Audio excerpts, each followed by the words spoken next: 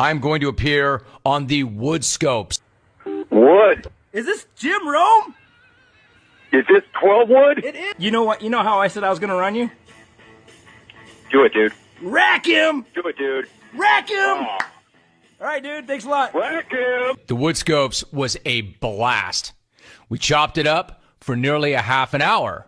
I enjoyed every second of it. Honestly, I am so happy that he went at me as hard as he did to do it, because I said Friday night, and I'll say it again right now, I should have done that much sooner. Ladies and gentlemen, the authority on America's pastime, jet passing. Jeff Taston, brother. How you doing? What's happening, my man? And don't mind me. I'm eating a hot dog with ketchup on it as we speak. Oh, I didn't realize I was talking with a 5-year-old. All right. Anybody listening to Scott Farrell? I heard a little bit of him on Friday. That guy is funny, man. Pharrell on the bench. How you doing, bud? What's happening? Eventually, after doing all these radio shows like in Miami and with Mancow and all the rest, I was working at Fox Sports Radio doing a national show, and then Howard Stern called and offered me the job. And so when I went there, I just did completely uncensored, the filthiest show you've ever heard in your life.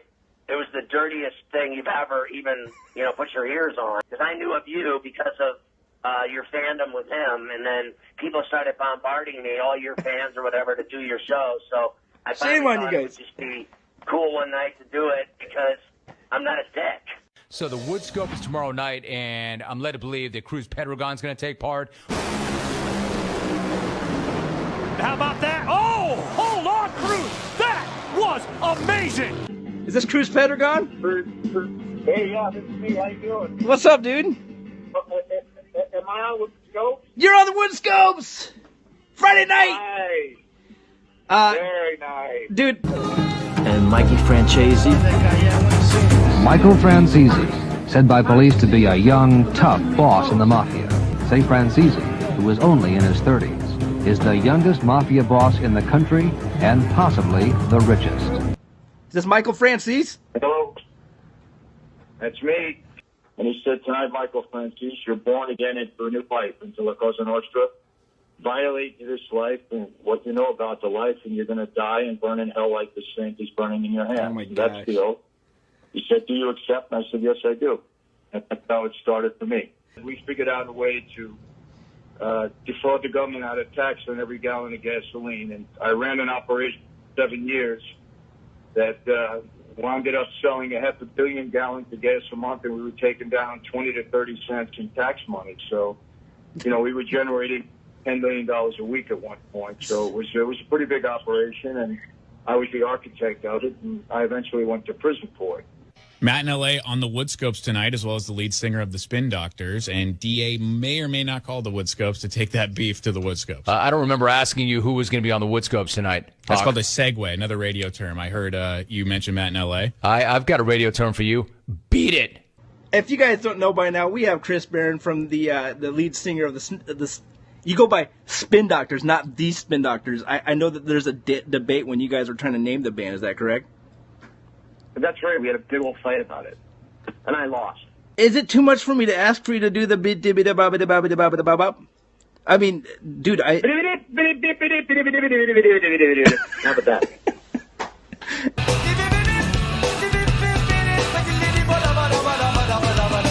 Our next guest has firsthand experience with the Russian oligarchy. Let's welcome Ben Mesrich.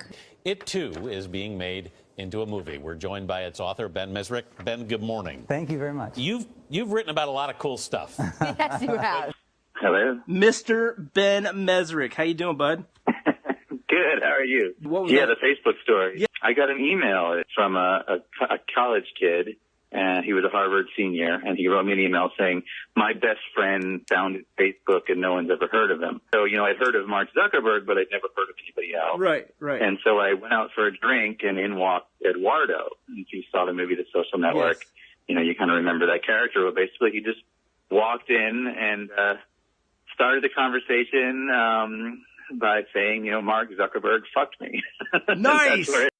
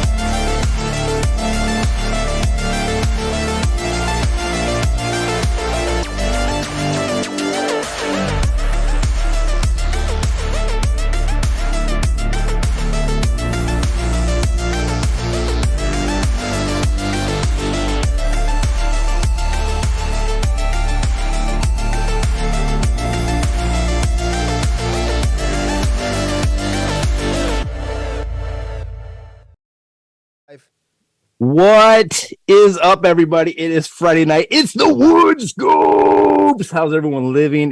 Dude, I'm excited. We have some fun shit going on tonight. We got Caleb Cox. Hold on a second. I'll do the intro to him, but first let's do some announcements. How y'all living? Before we go into announcements, we are doing like this bi-platform thing. We started on Twitch. Actually, we started on Periscope, but they screwed us. Thanks, Periscope. We miss you. Now we are on Twitch, and Twitch is kind of they don't store your videos for more than 2 weeks, so it's like, yeah, we kind of want to archive this. So let's go to YouTube. So now we're doing archiving through YouTube, but we'd like to eventually migrate everyone over to YouTube. So if you're in Twitch right now, if you have a second and you have a Gmail account, and I know the only people on here who don't have a Gmail account are 97 years old, and let me look at the chat. There's no 97-year-olds. Get your ass over to Google, log into YouTube, look up Woodscopes. We'll be in there. We want to see you guys migrate over to that. It's going to be awesome. If you guys do that, there's going to be a contest. Whoever has the best retweet will win a Green Bay Packer fitted hat. I hope you're wearing a 7 3/4 because that's what I got. I'm going to give this to somebody. I have an extra one. So let's do it. Let's share this. Let's get it going, bro. And broettes. Okay, so there's some like other shows that go on in the circle of friends that I hang out with. I've got Haunted Horse. Haunted Horse, your audio's on, right? You turn your mic on and say hello, right? Hello. All right, so Horse, you have like 18 different shows, but the ones we're going to promote are going to be the ones with you and Ryan in Stacktown and the ones you do on Friday nights when the Woodscopes are not on. Correct. Correct. HollywoodRejects.com. You can find all my content. You can find a calendar. You'll also see that we're doing a train wreck tomorrow night. So, and that's oh hell yeah. So with that said, what night is the Ryan in Stacktown Waterhole? Wednesdays at 6 p.m. Pacific. What do you guys do there? I read weird news stories, and he comes up with like games and content, and we just have fun. It's an hour of just rambling and fun. I've been there. It's a blast. Check it out. We have the train wreck tomorrow night. I already mentioned that. That one is on. We try to do every other Saturday, but sometimes that just doesn't work out. So just check us out. Log into. Are we going to stream it on our own YouTube channel? We have a YouTube channel, right? Wherever you want to put it, Woodscope channel, YouTube, whatever. We'll post the link on Twitter. How's that? We'll post the link on Twitter. That one is fun. See, the difference between a Woodscopes and an anticipated train wreck is that I actually spend a lot of time prepping the show. Like I spend the whole entire month. I'm on once a month here. I spend a lot of time. We go on a train wreck. There's no prepping shit. We come in here and we are expecting a major crash. All right. This is what we want. We want someone to like, global warming, Christy Alley. So, okay, check out that. We got a Stucknut show was on last night. I didn't get a chance to watch it yet because I was too busy getting this show ready. I will watch the replay because Stucknut show is the shit. Okay. That's on Twitch, YouTube as well. You guys check that out. I feel like with this audience, I don't need to tell you guys this stuff because this is a great audience. And So next month, Austin Huff. You guys like Austin Huff? Austin Huff is the shit. I love Austin Huff. He's my man. He will be on January 6th. We're going to be storming the Capitol. Is that what we're doing, Horse? No. We're going to do Woodscopes. No, there's no storming of any capitals. So it's going to be me and Austin Huff, and we're going to have a whole shitload of fun. Be prepared for that. We're going to do a little bit of What's That Sound? You guys remember that portion of the show? Horse, do you have that sound? See if you guys are ready. I was talking to Caleb in the guest room. Here is the sound. If I can find it. There it is.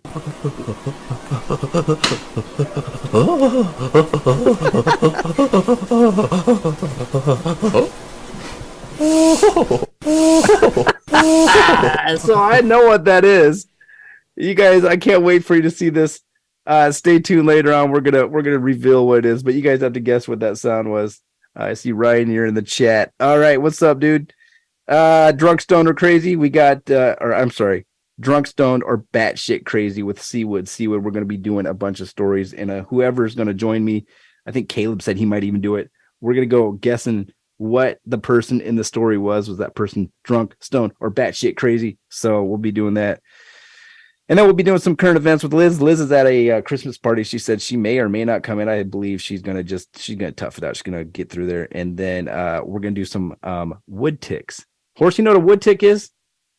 I do not know what a wood tick is, other than the thing that bites you on the leg. No, this is not like that. This is where we do TikToks with wood, and we guess what's going to happen there too. So I already told you guys about YouTube. So now I'm going to introduce our guest, as promised. You ever notice how Jim Rome does that in every episode or every interview? As promised. What happens when the guys don't show up? Was that not promised? I feel like all of them should be promised, dude. No, I'm joking. All right. This current guest is a member of the a brown belt and a member of the Performance BJJ Jiu-Jitsu Wrestling Kickboxing MMA League. He's dubbed as the 2-time world champion NHRA funny car racer Cruz Pedregon's right-hand man. He is an avid card collector. He's the host of the Dream 3 podcast. He was 6'1", 205. He was a 6'1", 205 middle linebacker for Indiana State Sycamores, a proud member of the Flat Bill Nation, and recently became a proud father of the 32nd first-round pick in the 2042 NFL Draft, Wesley Cox. He is the great Caleb Showtime Cox. Thanks for having me on, Wood. Appreciate it, brother. How are you, dude? It has been a while. I feel like you've been on a few times, but never as like the key guest, you know? Yeah. Like you came in. I'm gonna intro my man Cruz Pedregon. And then I think you came on the night when Jim Rome was on too, didn't you? I believe so. Nice. What's up, dude? Not much, man. How you doing? Well, I'm doing great. I've been cyber stalking you, dude. I've been on your Instagram, I've been on your whatever you have. And when I first invited you to come on, I got excited because you had this announcement that you're going to be. I mentioned it, the Performax. Am I saying that right? Yeah, Performax is a gym that I'm one of 3 owners of here in Brownsburg. And you guys are doing some kind of pay-per-view event. So I am. So kind of, obviously I'm Cruz's right-hand man, and my full-time job is working for Cruz. So this year, having my first child in March, Cruz kind of took me off the road. So this is my first time off the road in 11 years. So I'm used to being on the road 215 days a year and doing all the racing things. So being able to be home, I can dabble in things that I enjoy, which MMA is one of them. So I got with a promoter that I used to fight for about 10, 15 years ago, and he's allowing me to kind of be co-promoter and matchmaker of this card down in Southern Indiana and getting my feet wet there because, MMA is really hot right now. Everybody enjoys the sport. The sport's growing at an unbelievable rate. For sure, dude. Who doesn't like it? Who doesn't like to see a good bloodbath? Like someone getting their brains knocked in by someone. I love that shit, man. I mean, if you were in a street and you saw 2 people, throwing punches, what do people do? They stop and look. They break the cameras out. This is going viral. So might as well try to make a little bit of money out of it. For sure. Okay, so but you even kind of said that you are the Dana White of this. Are you? Is this if this thing gets to be like super hyper huge? You gonna remember us little people? Of course. Okay, great. I always reach out to little people. But yeah, well, if it takes off, it takes off. It'll be my first show. I think this is Josh, who's the other co-promoter. This is his 25th show. So get my feet wet and seeing if this is something that I could probably do, as my next career, because obviously racing won't be forever. So I got to think what's next down the line also. I hear you. Are you still fighting at all? I flirted with the idea. I haven't actually been in the ring to fight in about 12 years. But being home and being able to train, the only problem is I would have such a massive weight cut because of how much dad bod I have now, but I do Nice. have a gym full of fighters, and luckily for this card, I have 8 of the guys that I am coaching that are fighting. So it's a lot. It's way more fun to be a coach than be a fighter because I'm not getting punched in the face every night. Yeah, dude, I get that. I can't imagine, like, even if you win, you're like, shit, I hurt. You know, I mean, it's not even just fight night. It's the hours of training, the hours. Yeah, of you're right. Right. Oh. I mean, I used to be really, I think I told you this. I used to live down in Pensacola, Florida, and Roy Jones Jr.'s, his little gym was right behind where I worked. Yeah. And so it was really big. Like anytime he would fight, you know, we'd all go to the bar and watch. And it's like, you know, that you I don't know if you remember when Roy Jones would fight, right? Oh yeah. The guy was a Dan. I mean, he was entertaining, and he would win, and he'd go up, to the interviewer, and I did this for America, I did this for Pensacola. It's like his face is bleeding. I was like, dude, you actually feel like you won when your face is pounded in like that. But yeah, that's a sport that this guy would never get into, man. I get a paper cut and it's the end of the world for me. You know what I mean? Like, so with that said, for anyone who doesn't know, who hasn't paid attention so far, Cruz Pedregon is a 2-time world champion NHRA funny car race car driver. And if you guys don't know what that is, Horse, we don't need the audio for that, but can you just put that in the background, like on how those cars go from, what's the top speed? So the quickest speed a funny car has ever run is 339 miles an hour. This run, actually right here, we were 335 miles an hour. And that was the fastest leg of that season, right? That we've run. So we race 1,000 feet, which a lot of people know quarter mile racing. It's 320 feet less. But we'll accelerate 0 to 100 miles an hour in 0.5 seconds, 0 to 280 miles an hour in 2.2 seconds. What kind of G-forces are you feeling? So at the hit of the throttle, Cruz experiences about 2.5 Gs. Okay. In the middle of the track, so about 2.5 seconds at 660 feet, he's experiencing 5.5 Gs. And when the parachutes come out, it's a negative 7.5 Gs. So it's 150 mile an hour deceleration at about 1/10 of a second. Has there ever been like a slow motion camera on his face when this, like, watching him go from like being super young to like super old? I'll tell you how, it's so hard these cars accelerate so hard and they don't stop accelerating. So I was lucky enough to drive an alcohol car, which is about a tone down from this car. Yeah. And it pulled, I ran in the 5-second range at 280 miles an hour and strapped in. And it's just like, think of a roller coaster that doesn't stop accelerating.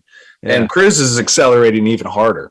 Yeah. The G-forces, the positive G's aren't what hurts you. It's the negative G's that will end up kind of ruining you, because if you're not strapped in tight enough, you think about a negative 7G impact coming forward. That's what killed Dale Earnhardt. If you're not strapped in and your head snaps forward, it'll detach your retinas, which oh my gosh, that's serious stuff here. Yeah, which ruined Don Garlett's career and Joe Amato's career. So there's tons of things that can happen in that 3 to 4 seconds of going straight.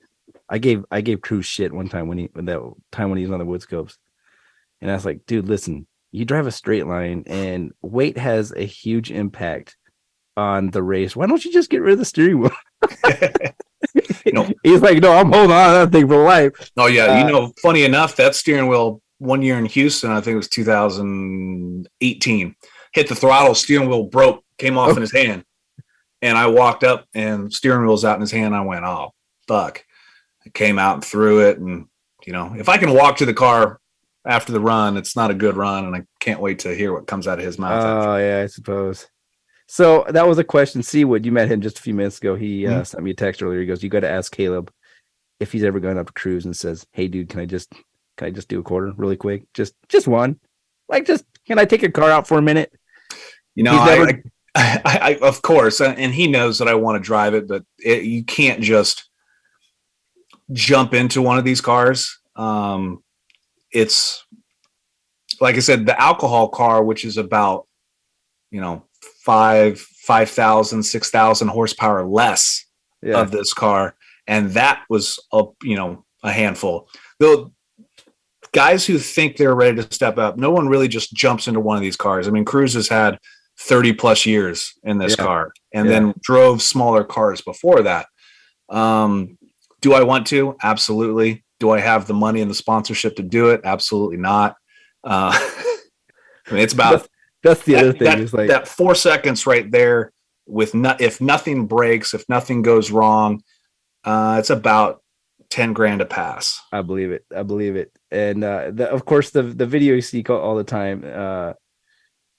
In my promo video, when I do a promo that I talk to Cruz Pedregon, there's a scene where his car does the wheelie up. Yeah, and it's like, I don't know what he said. When I was talking to him about that, he's like, it killed his back when it went down. Yeah, because those cars don't have the suspension. I mean, it's all solid tubing. You think about how high he was, straight up and down, the way that thing comes down and how heavy the motor in the car is, and it folded the frame like a hot dog bun. And he's already got back problems for years of crashing dirt cars, and that was a scary moment for all of us. So a moment ago, you said that you've been sitting at home, and you and they're doing these races, and you're watching remotely. We have a video that I stole from your Instagram. Horse, yeah, it's the one that you just played a few minutes ago, where you see Caleb celebrating in front of a TV. Before you play it, Horse, Caleb, what happens? Do you know what video I'm talking about, right? Oh yeah, so it's the final round of the World Finals, so the final race of the season, and kind of let everybody know we didn't have a great season. I mean, we had, and Cruz will say this, it was a pretty embarrassing season for us compared to ones in the past. Hadn't done real well, but for some reason, out of the box, this very last race, we set our low ET of the season. We were number one qualifier going into the almost into the race. We ended up being number 2 qualifier. And then, we started winning. We won first round. We won second round. We won third round. We're going into the final round, which is hard. Think about, any tournament format of sports of, like the NCAA basketball tournament. You got to win to advance. You got to be perfect. And on this day, we're perfect. And, watching it from 2,000 miles away with my son, who's now 9 months old, sleeping in the room next door, and I'm trying not to yell and scream because it's extremely hard to win these races. And I've been with Cruz. This is now year 11, and this is only my 7th race. And you got to think we race 24 times a year. Yeah. So 11 years, 7 wins. They're hard to come by. Yeah. So, Horse, can you play it with the volume? And Caleb, you're going to get a delay on this, so you probably won't hear it in real time. 22 Camden World Drag Racing Series season broadcasts the championship to be.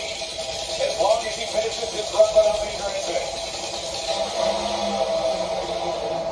Cruz Pedregon running down the right side of the racetrack, and it's Pedregon 3:39. I don't even know if there's sound. It is a 3:50 and 3:33. I can see it. Nearly scraping the wall. So I don't know. Horse, is it still playing? I don't even know. So I do I have to wait? I don't know what's going on. Horse, what's going on here? It went off. I monitored it. No, they could hear it. It was playing. Okay, good. So anyhow, I thought that was funny because you could see the emotion where you're like you wanted to scream, but your son's probably sleeping in the next room. As much sleep as I've not been getting, I want him to sleep as much as possible. Oh, for sure. As excited as I was like, I'm not waking him up. That's awesome.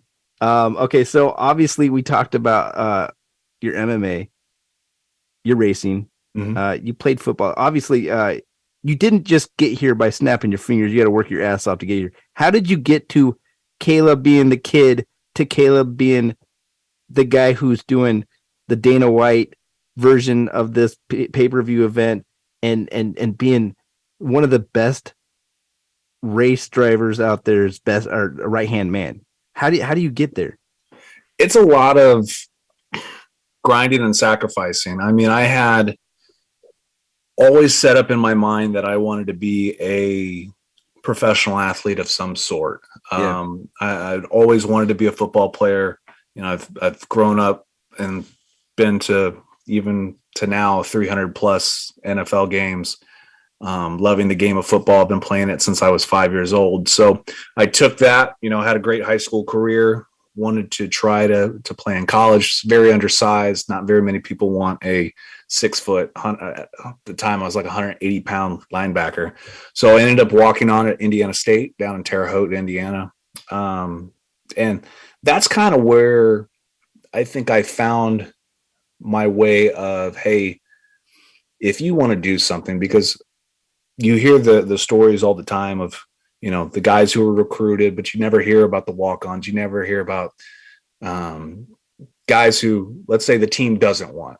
A walk-on. I don't get the same gear as the guys. I don't get to eat. Then this is back before, I know the NCAA rules have changed now, but I wasn't allowed at the training tables of the scholarship guys. At one point in my college career, I was sleeping in my car out at the stadium because I was going to class, then going to practice, and then working a job from 8 at night to 2, 3 in the morning, and then coming back, going out to the practice facility and sleeping in the back of my Dodge Charger just so I could be at practice the next morning. Plus I didn't really have a place to stay yet. So doing all that and for the love of the game and for what I wanted to do. Now the reality sets in of, I'm not going to make, the NFL, but I'm going to give it a shot, and being able to go from somebody who, the coaching staff really didn't want, to earning myself up to have a starting position after 4 years, hard work, perseverance, and then to take that into, a business life, a professional life. Always wanted to be successful at something. I mean, in high school, I was managing MMA fighters, even though MMA wasn't really, sanctioned around the United States yet. Always wanted to be, a sports agent, something, involved. So I went to school. I graduated with a degree in sports marketing and a degree in sports management and a degree in marketing. Wanted to be a sports agent. That's what I wanted to do. That's all I've grown up. Show me the money. Exactly. And that was one of my biggest, influences, was that movie based on Drew Rosenhaus. And when I was done playing college football, and I kind of missed that moment there, while I still had a semester left. So my strength coach at the time was an MMA fighter. So I got into that with him and then had some fights, and now I got to get a real job. Like, college isn't going to last forever. I can't have one class a week where I get to get up and train twice a day and sleep and do all, so real job. So have to have an internship to finish a college degree, which, most places do. Football wasn't working. Found nothing in the NFL, found nothing in the CFL, the AFL, A2, like nothing. So I was going to move back home and get a job at Lowe's. I was going to, load rocks and mulch and do all that. Right. And luckily enough, my father's a huge drag racing fan. He always has been since the 70s. And all the drag racing teams are in my hometown. And I never really thought of it. Like, I'd been to the drag racing or drag races, and I'm not a huge car guy. I'm not a huge motorhead per se. But, give it a shot at sports. So sent a resume over there. I didn't hear anything for a while, so I got that job at Lowe's and, doing my thing. And then I get a call that the assistant that was on the road with Cruz was having a baby. So we need somebody to fill in and be on the road with him and kind of oversee everything while that happens. Well, as long as that gets my internship done, for sure, I'm in. So went down to Cruz's, interviewed. They liked me. They put me on the road. My first race was Father's Day weekend in 2012 or 13, and went down to Bristol, Tennessee, kind of figured out what that was. I'd never been behind the scenes of these cars, and, I'm an athlete. I enjoy the team atmosphere. I'm learning how I'm washing parts at the end of the weekend. I remember blowing up. We went to the finals and lost.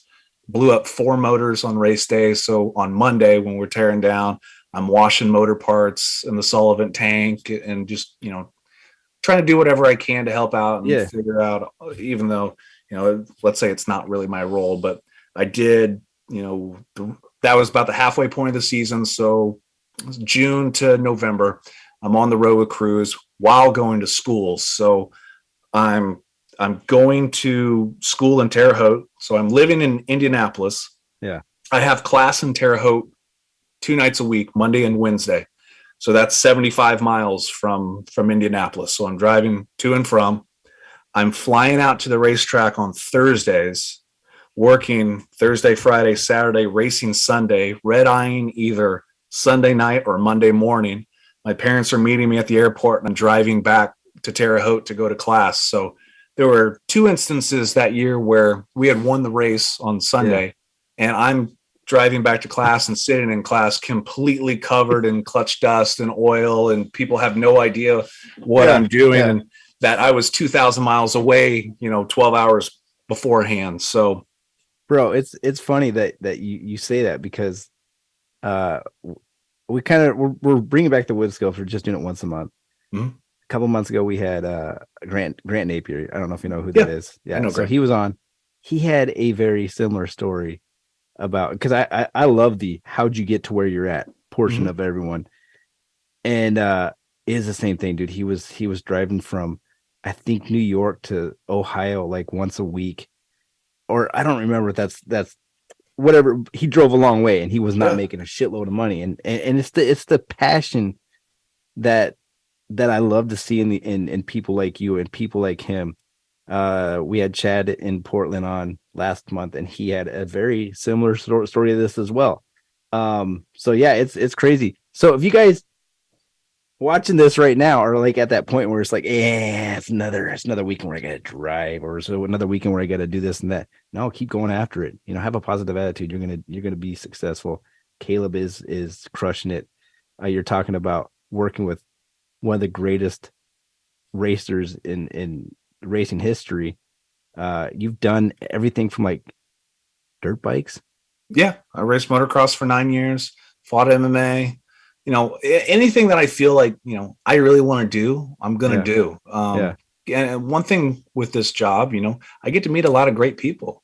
Like, it's opened the doors to so many things and so many people. I've been around the world. I never thought drag racing would take me around the world. I've been to Saudi Arabia. I've been to Australia. I've been to England, to Germany. Like, the doors are so open. And it's about taking the opportunities and getting them. And it's like, Cruz was a huge Jim Rome fan, man. And we would, we're driving up and down the road, we're doing, 3,000-4,000 miles, in a couple weeks of just driving. So what do? We listen to the radio all the time. He's a huge Jim Rome fan. And I was a huge Jim Rome fan growing up because of my father. Mm-hmm. Man, it'd be really cool one day to, just to get on the Rome show. Mm-hmm. All right. So how can I figure out how I can get Cruz on the Rome show? So he sets a seed. All right, well, now I got to get this done. This is in my task. Yeah. Now it happens, and then look at the other doors that it opens. I'm on Woodscopes. I know you. I've known you for years. Yeah. I know, BIC, Mark in Boston, Mike in Indy, all these dudes who, I listen to, and Cruz and you've talked to Cruz, how much of a fan he is of the people that are in this weird community that we all are. Yeah. And, it's just, it's awesome to have that opportunity to have people come up and be like, hey man, we heard you on the Jim Rome show, man. Let's take a picture or something like that. It's just the opportunities that we have in front of us, and to grow it and to make something cool out of it. I only got one shot at this life, so might as well use it and might as well have fun. A hell of a job. A few weeks ago, I was listening to Cruz on the Jim Rome show, and there was a lot of Caleb Cox time. Did you know this was coming? Did you like, oh my gosh? I didn't. It's cool that Jim asks about me once in a while, and it's cool. Being it when I've been we've been in the studio 3 times. And for him to, come out from behind the desk, dap me up, give us a hug, sit back there with Alvin and Hawk when he was back there, kind of just seeing how the show's produced and run while Cruz is doing the interview. It's awesome. Now, we're not on the Carl Anderson, vibe yet. We don't have Jim's phone number, but I'm sure if Cruz asked him for his phone number, he would give it to him. Oh, I'm sure he would. He talks about Cruz almost as much as he talks about Carl Anderson. Yeah. That's what I don't know. But dude, it's okay. So now we've discussed who you are currently. Mm-hmm. I probably missed 10 or 15 steps. Talked about how you got there. What are your dreams for the future? I know you want to be a racer as well. You want to drive that Indy or that funny car, don't you? I would love to. And that's been a dream and a passion of mine because I am an athlete and I am so driven to do it. I mean, I feel that anything that I can put myself in, whether it was fighting, whether it was football, whether it's drag racing, I know that I can be successful at it. Yeah. If somebody else can do it, I can do it. If Cruz can be somebody with a 6th grade education whose father passed away when he was 17 and had no family house growing up, and he's now a business owner and a small business owner for the last 20 years and has been professionally doing something for 30 years, which most people don't do past a year or two. Right. Why can't I do that? And he said, and it's great to have a teacher like that I've been around so much and absorbing from the business world, from the athletic perspective of anybody can do it. But if you have the desire, that's what sets you apart from everybody else. So I believe I have that same heart and same desire. Will I go to the links that somebody else won't to get that job, to get that ride, to make that thing happen? And sure, that's a professional goal, but I think also in the long run, I'm trying to be the best husband I can be now. Being a father, it's changed my life and changed my perspective on so many things. So I want to be the best father that I can. So being off the road, it's been tough, but it has also been, the greatest 9 months so far. And I'm excited to see my little son Wesley grow up and spend time with him. And who knows? I got my hands in so many places, man. I could do whatever I wanted to do. I don't envy the tugging you're experiencing right now. You need to be here. You need to be here, and it's like you have to weigh out which more important. Of course, family's always number one, but for sure. On the same token, dude, your kid will grow so freaking fast. He's gonna be 18 before you know it, and it's I know. Like, oh my gosh, yeah. So, the lucky part is my wife has experienced the same thing. Her father is a crew chief on a competing car that we race against. So she's, been around the sport for years. Her father's been a crew chief for 30 plus years and was actually a crew chief for Cruz for a couple years. Okay. So she understands it. He was out at his first race when he was 2 months old. He's been to 2 more races since then. He loves the racetrack. We'll be back out there. And it's funny for the crew guys to tell me, and I get texts all the time of, this year, everyone's been asking, hey, where's Caleb? Cruz will text me, man, there are more people asking for you than there are for me out here. So it's kind of, it gives me a nice feeling sometimes that, hey, people kind of know who I am and people want to know what I'm doing.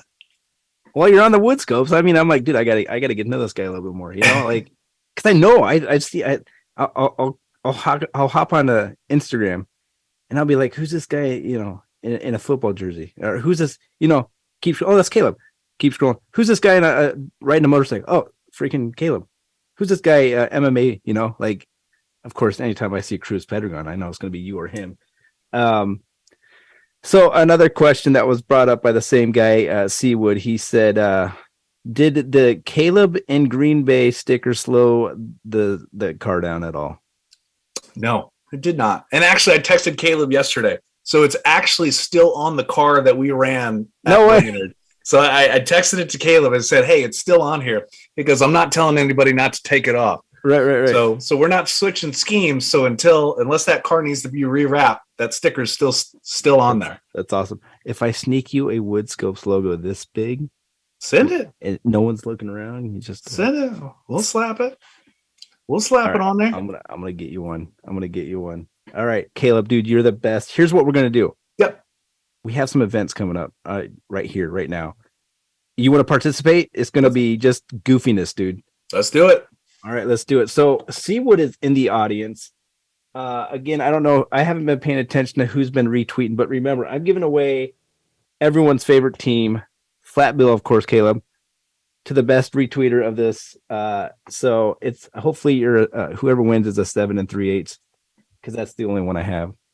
If not, you're gonna have to gift it to someone. And if you're a Bears fan or a Vikings fan, I'm sorry, I'm gonna send you a big heaping pile of dog shit.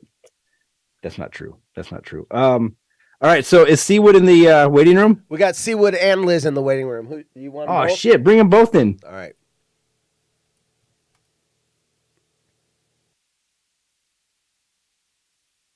It probably takes a minute for them to for us to hear them.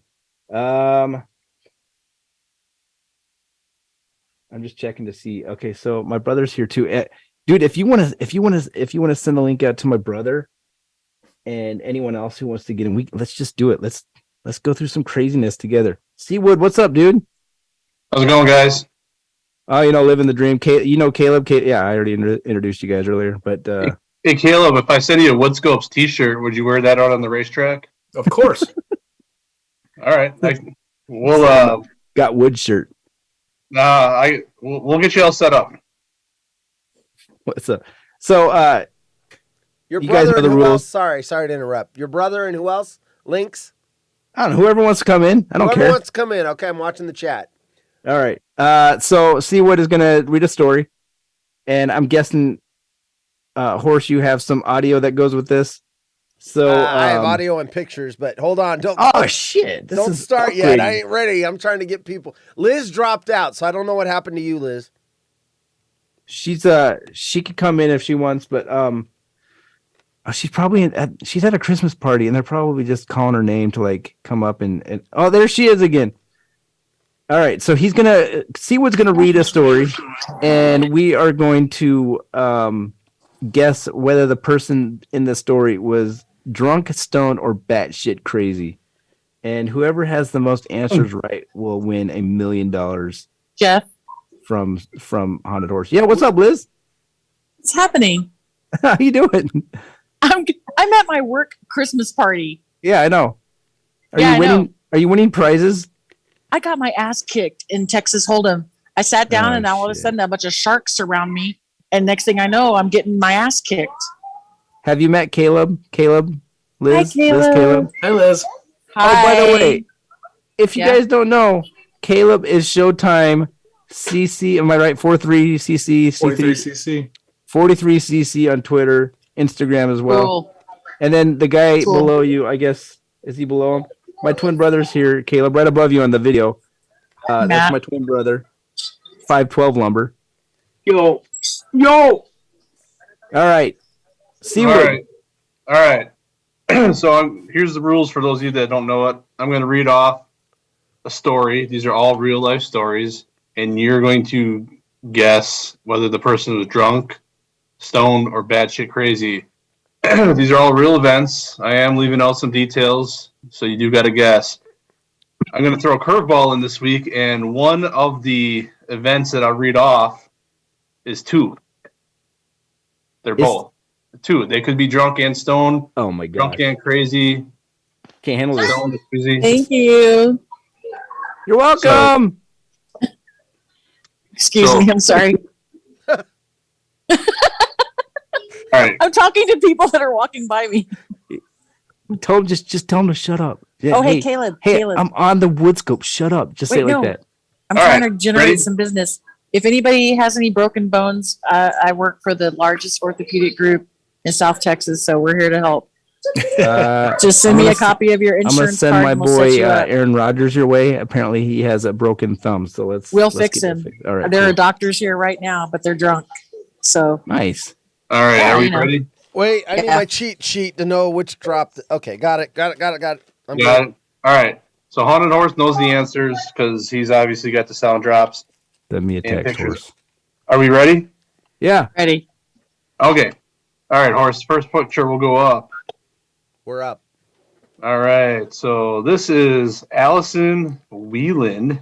Wow. She's 51. Allison Whelan. She's 51 years old. She's been jailed after she stole a 100-foot ferry or a 100-seat ferry. A ferry? A ferry, like a boat. Oh, a boat, not like a ferry in the forest. Okay, just want to. I need clarification. All right. So she stole this boat, and she's going down this river, and she's yelling, "I am Jack Sparrow. I'm a pirate." The boat's name, by the way, is called Dirt Princess. I don't know how they. Is she the boat, or the boat is called the Dirt? Okay, go ahead. The boat is called Dirt Princess. Anyway, Okay. Whelan she untied the ropes and traveled up the river, smashing into other boats like a pinball machine, according to the police. Whelan yelled at the police, "What are you going to do now? I believe that this is out of your jurisdiction." It took 30 police officers, a lifeboat, the Coast Guard, and paramedics to take her into custody. They fought with her for over an hour. There was a fight. Okay. So the question is, was Allison Whelan drunk, stoned, batshit crazy, or a combination? Stoned. No. No, look at her picture. No. Yeah, I'm looking at the photo, and it's like all I could see is like, all the above. There you go. Yeah. I'm trying to take my hair down. Yeah. That's her mugshot, apparently. I think a woman to be able to fight for an hour, she's got to be on something. That's what I'm saying. I don't know if it's stuff, but stoned. I don't think stoned makes you fight. Drinking makes you fight, and batshit crazy. And batshit crazy makes you fight. Chris, I'm saying drunk. I'm saying drunk. If you say stoned, does that qualify meth and coke? Yeah, we're talking about on drugs. Drugs. On drugs, yeah. Oh, on drugs. Yes. Yeah. Okay, that makes everything different. Liz, just take a look at that photo and tell me the reason she has a black eye is because she shot meth up in her eyeball. That's makeup. That's makeup. No, she took a needle. It's gonna do. I'm still gonna go drunk. Okay, 12. What do you say? She's drunk and stoned and crazy. No, it can't be both. It can't be all three. Did you listen to the? You weren't listening. No, it's all three. Wait, what? It is all three? Tonight. Oh, he says one of them has two, so not one of them has three. Because I was gonna say then on every single one I'm gonna guess all three. Okay, then drunk and batshit crazy. I'm saying drunk and stoned. Okay, 5-12. Yeah. I mean, I think crazy definitely qualifies, but I'm gonna go with stoned. All right, Caleb, what do you think? Drunk and high on PCP. Woo! Ooh, you mean specific. You see, that's good. That's good. All right, we got Krabby Dog says drunk and high in the comments. Jay Humble says drunk. Not Blend 21 says combo drunk. Ryan says batshit crazy. Said batshit crazy and stoned. Yeah. All right. Wait, we're about to hear the winner at Liz's Christmas party.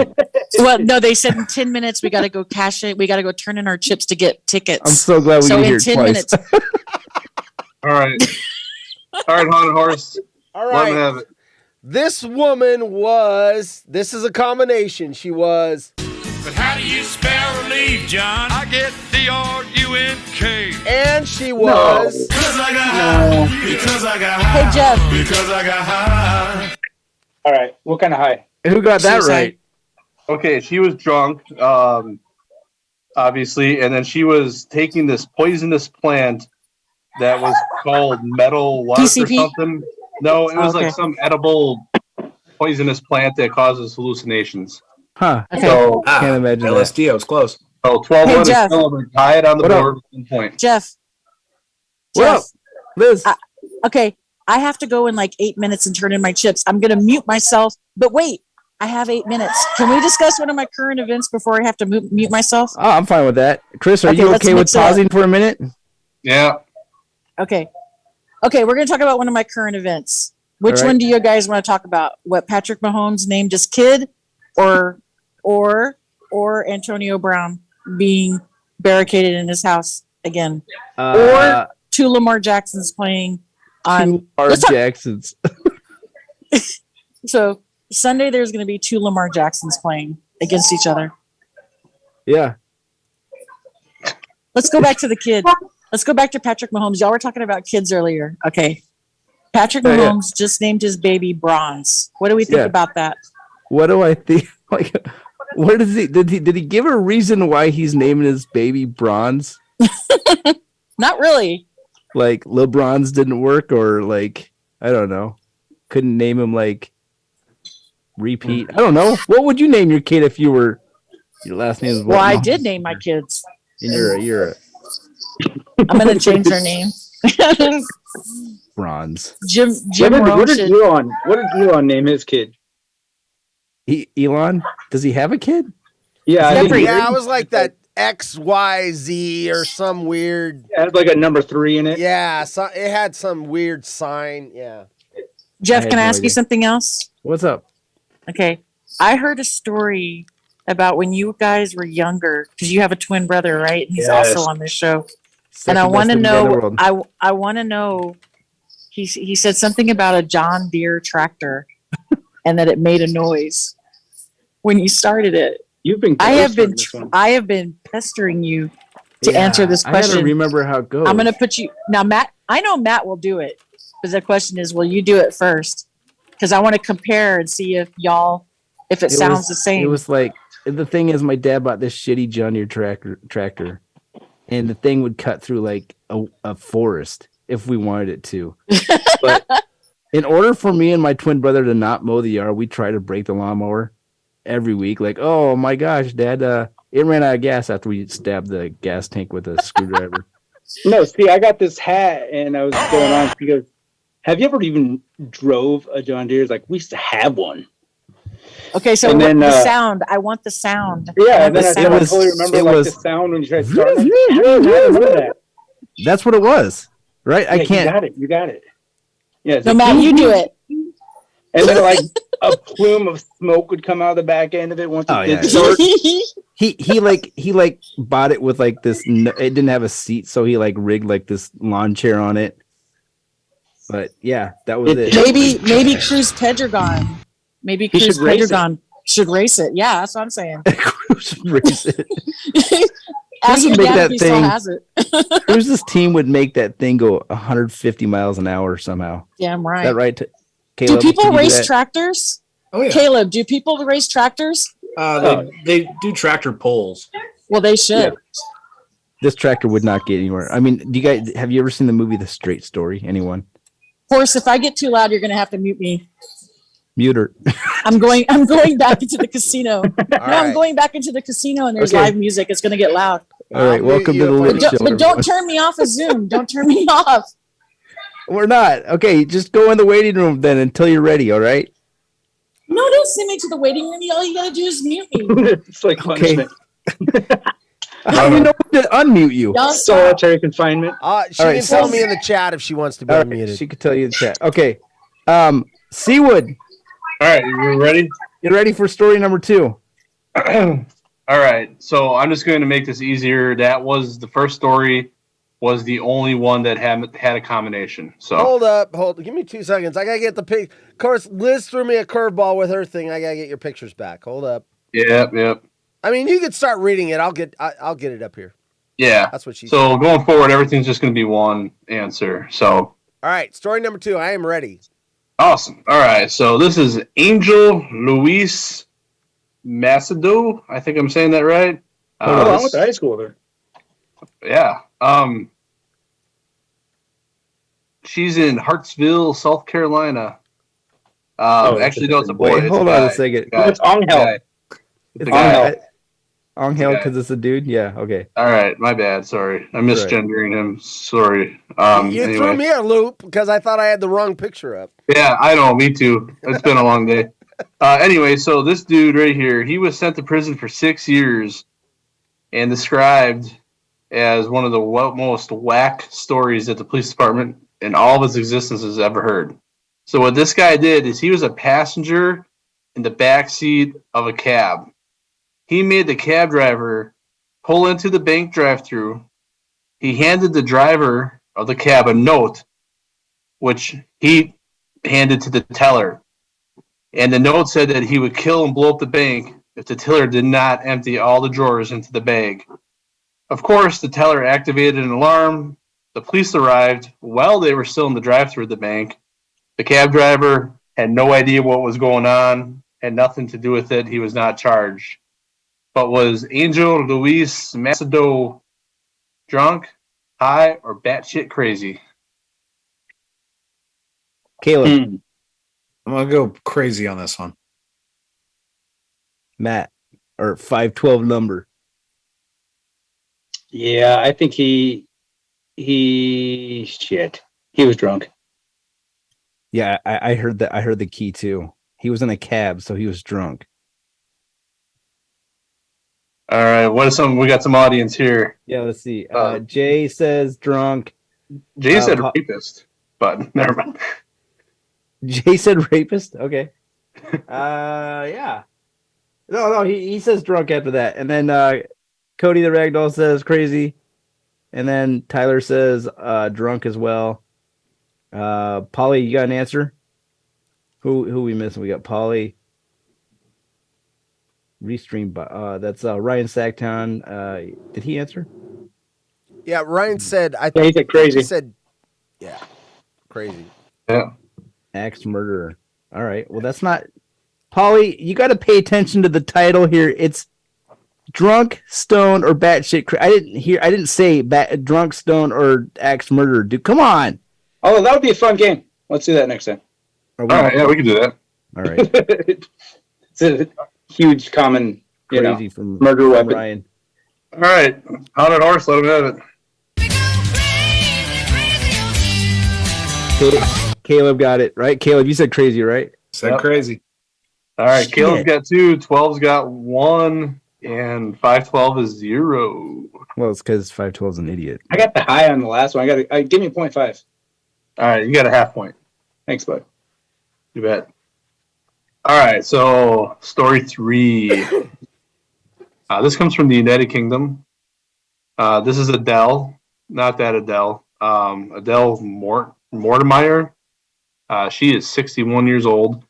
I think Horst has a picture here he's going to put up of her pretty quick. Yeah. Smash. All right, there she is. Smash. Yes. No one's smashing that. Oh my goodness. No, I was just telling you what happened to her face, man. So, all right, real quick. Cole, my son, is sitting next to me. Yeah. Hey, He's what's 9, up, Cole? And when you said smash, he started laughing because he knew exactly what at 9. But I'm glad I can relate with 9-year-old boys. That's awesome. Caleb, you got competition. All right. Yeah, boy. Yes. All right. Anyway, so this lady, she left her victim with wounds to his face and hands after she had attacked a man outside of a hotel. So this is all caught on CCTV footage. Apparently, she got pushed by this guy. They got in some sort of verbal argument. She walked away, but then she returned with a bottle. What she ended up doing is she ended up smashing this guy in the face with a beer bottle, and then she stood over the top of him as the guy lay down on the ground and started yelling at him. The police came and arrested her. She got sentenced to 9 months in jail. Apparently, this guy's got like permanent injuries to his eyes and his face. If you ever been hit with a bottle, I'm sure it would hurt. I've never been hit with a bottle. But was Adele drunk, high, or batshit crazy? Oh, should we guess on both of the characters in the story? I mean, who gets beat up by this woman? Someone obviously drunk, right? I couldn't find that out. So all right. Yeah, she was. She's hopped up, dude. She is. Oh man, she's. Yeah, stoned. Bath salts. I don't know. Gail, what do you think? Yeah, she's got to be. She's got to be high. 512. She's seems to be missing some teeth. So. Oh, are you sure? Couldn't tell. Yeah, it looks like she might be missing some teeth for sure. Mm-hmm. She's that jaw that it looks like it's a little too scrunched. I'm gonna go with she's high.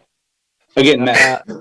Ryan in Sacktown says she's drunk off of a non-alcoholic beer, which I could see that. Just the smell of it after so many years of, yeah. Not Bland 21 says drunk. Tyler says all three. Tyler, we already used the multi one, so it's going to be one of the three. So, although I would like to say that just because it's not stated, I think there's a combination going on here too. Well, I couldn't find that out. He's going based off of stories, just off the right? news story. Yeah. So, all right, horse. Tyler says crazy. But how do you spell relief, John? I get D-R-U-N-K. No. Shit. Who said drunk? Anyone? Nobody. I'm still in second place. Not blank 21 said drunk. Oh, and so did Jay. Yeah. Yeah. All right. Cody so the Ragdoll. Cody Ragdoll said drunk. All right. 512 is on the board with a half point. 12 with 1. And Caleb is with 2 points. No picture for number 4, remember? Yep. So we don't have a picture for this one. So this one came out of San Diego, California. So a 29-year-old man attacked San Diego police car with a rock. So apparently this officer was stopped at a light when a 29-year-old man walked across the street and approached a squad car. Apparently this cop didn't think anything of it, just kind of ignored the guy, and all of a sudden the officer heard a big thump on the car. The officer stated the next thing he knew, the man climbed on top of the car and was taking a rock, which was the size of a softball, and pretended to be Rob Gronkowski and continued to spike it into the top of the car.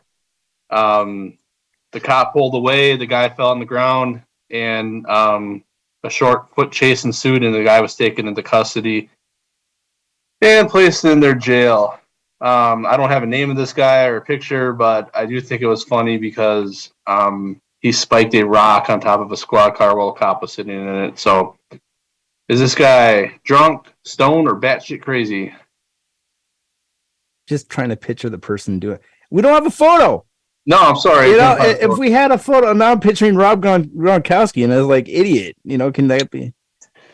Is that a guess? I don't know. I mean, if we're going by the cover of the book, I've been failing so hard. So I'm glad there's no picture. But I'm gonna go ahead and say hi, because hey, one of these times we're gonna hit. All right. Oh hey. Oh, you were just okay. Caleb. I'm gonna go crazy. Let's see. The last one was drunk. The first one. Yeah, I'm gonna. Well, if I agree with Caleb, and this is the last one, and we're both right, he wins. No, we got one more. One more after this. Oh, there is one more. Yeah, there's the fifth one. Yep. I'm going crazy too. Crazy on you.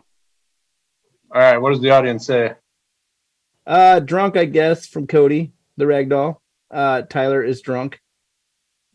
He's really drunk. I'm sure. I know Tyler. He's stoned. He's drunk. Polly said batshit crazy. Cody Ragdoll high as F AF. Tyler as drunk. F works too. Wait, Cody said drunk, so Cody changed. Are we ready? Okay. I'm ready. I'm ready when you guys are. Because I got high. Because I got high. Because I got high. Let's go. All of a sudden, I'm in third place. What the hell? This game is rigged. I always lose. All right. On top of the leaderboard, we got Caleb with 2 points. 512 with 1.5, and 12wood bringing up the rear with 1. I'm contesting that half point, by the way. I am going to talk to the judges of the game, which is me, obviously. Yeah, no half points. No, sorry, we're tied, Matt. All right. We'll go to the last one. Just remember that the winner of the game gets 5 Stucknut t-shirts and an autographed pair of Pit Vipers from 12wood. Yeah, I always scratch the lens, though. I know, me too. That's how, I know. All right, ready? All right, so Horse has got the picture up of this dude. His name is Albert Bailey. So him and this other guy his partner in crime got sent to prison for 9 years for first-degree robbery. Bailey and his partner in crime planned to rob a bank, but the two robbers, I mean, this was really nice of them. They called ahead to the bank prior to their arrival to tell them that they're on their way to rob it. Upon arrival, Bailey sent in his partner in crime with a note, gave it to the teller, and said, "Hey, we're the people that called you that said we're here to rob it, so now we're here to rob the bank." Of course, the bank was prepared. The police were waiting. They got taken into custody without incident.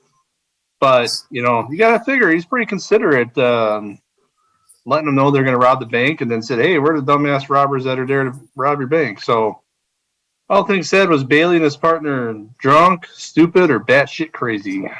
Stupid is an option? Or batshit crazy? Batshit crazy. Liz didn't even listen. She just jumps in. Batshit crazy! No, I'm listening. Drunk, stoned, or batshit crazy? Oh, that one.